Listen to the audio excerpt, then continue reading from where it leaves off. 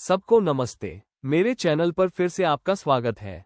आज की कहानी में जाने से पहले मैं आपको बताना चाहता हूं कि जो मैं साझा कर रहा हूं वह मेरे खुद के अनुभव पर आधारित है और यह कोई कानूनी सलाह नहीं है।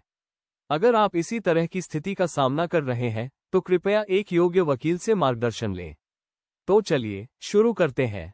इस कहानी के जरिए आपको धारा 138 नेगोशिएबल इंस्ट्रूमेंट्स एक्ट के काम करने का एक दृष्टिकोण मिलेगा। कुछ समय पहले एक पारिवारिक मित्र ने मुझसे आर्थिक सहायता मांगी। उन्होंने जो राशि मांगी थी वह मेरे लिए काफी बड़ी थी, लेकिन मुझे पूरी तरह यकीन था कि मुझे वो पैसा वापस मिल जाएगा। उन्होंने कहा कि 3 महीने में या शायद उससे पहले ही वो पैसे लौटा देंगे। उनकी स्थिति को देखते हुए और यह सोचकर कि हम इतने करीबी पारिवारिक दोस्त हैं, मैंने उनकी मदद करना सही समझा। मैं उन्हें 20 साल से जानता हूं, उनका व्यवसाय अच्छा चल रहा था और उनका परिवार पढ़ा लिखा सभ्य था। वे सादगी से रहते थे, किसी बुरी आदत में नहीं थे और हमारे सर्कल में उनकी कोई बुरी छवि नहीं थी। इसलिए मैंने आत्मविश्वास के साथ पैसे उधार दे दिए और एक पोस्ट डेटेड चेक ले लिया ताकि जरूरत पड़ने पर धारा 138 के अंतर्गत अपना पैसा वापस पाने का सहारा ले सकूं। 3 महीने बीत गए और जब मैंने अपने पैसे वापस मांगे तो मुझे बहाने पर बहाने मिलने लगे। कभी 2 हफ्ते में दे दूंगा या फिर इस गुरुवार तक पैसे मिल जाएंगे। मैंने 1 महीने तक धैर्य रखा, लेकिन धीरे धीरे मेरा धैर्य जवाब देने लगा। आखिरकार मैंने सोचा कि मुझे अब कुछ करना चाहिए। मुझे याद आया कि अगर मुझे धारा 138 का सहारा लेना है तो चेक 3 महीने के भीतर जमा करना होगा। लेकिन मेरे मित्र ने पहले ही मुझे आगाह किया था कि उनके खाते में पैसे नहीं है, जिससे स्थिति और भी जटिल हो गई। मैंने एक पारिवारिक वकील से संपर्क किया और यह एक समझदारी भरा कदम लगा, लेकिन जो बातें उन्होंने बताई वो हैरान करने वाली थीं। मुझे पता चला कि अपना पैसा वापस पाना इतना आसान नहीं होगा जितना मैंने सोचा था।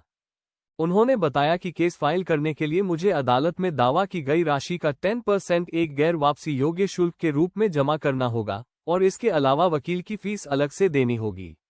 भले ही मैं ये पैसा दोस्त के साथ समझौते के दौरान वापस पा सकता था, लेकिन कोई भी वकील लिखित गारंटी देने के लिए तैयार नहीं था। साथ ही विपक्ष का वकील कानूनी प्रावधानों का पूरा लाभ उठाकर मामले को खींच सकता था, जो मेरे लिए सिरदर्द बन सकता था। कानूनी विवाद में उलझने के बजाय मैंने अपने दोस्त से सीधा संपर्क करने का निर्णय लिया। शुक्र है, उनकी नीयत ठीक थी, वो बस कुछ अनपेक्षित वित्तीय समस्याओं से गुजर रहे थे। बातचीत और लगातार फॉलोअप के बाद हमने एक योजना बनाई। 9 लंबे महीनों के बाद मुझे आखिरकार मेरा पैसा वापस मिल गया। यह एक बड़ी राहत थी। इस घटना ने मुझे एहसास दिलाया कि बिना सही सुरक्षा के पैसा उधार देना कितना जोखिम भरा हो सकता है। इसके बाद मुझे महसूस हुआ कि पैसा उधार देने से पहले मुझे अपने दोस्तों के बीच उनकी वित्तीय स्थिति के बारे में पूछताछ कर लेनी चाहिए थी। लेकिन सच कहूं, इतने करीबी दोस्त के बारे में ऐसे पूछताछ करना असहज करने वाला होता। मदद करने और खुद को सुरक्षित रखने के बीच एक संतुलन बनाना जरूरी है। तो इस पूरी घटना से सीखने की बात क्या है?